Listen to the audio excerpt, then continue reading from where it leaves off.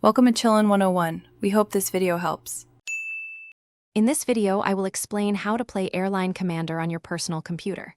To achieve this, you will need an Android emulator, which is software that mimics an Android device on your PC.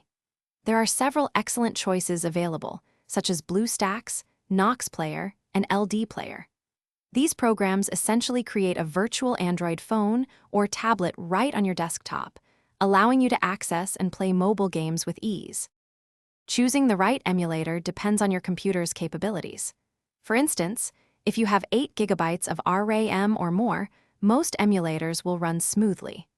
Once you have made your selection, navigate to the emulator's official website and download the installation file. The installation process is typically straightforward, requiring you to follow a few simple on-screen prompts to complete it successfully.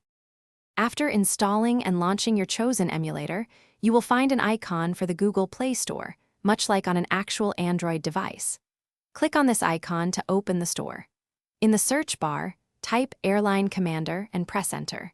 Locate the game in the search results and click the Install button. You will need to log in with your Google account to proceed with the download and installation.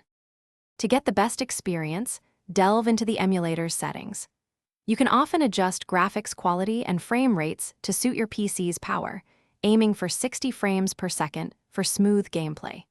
Most emulators also allow you to customize keyboard and mouse controls, letting you map specific actions to keys for more precise control during your flights. A powerful computer with at least 4 cores and 8 GB of RAM will provide the best performance.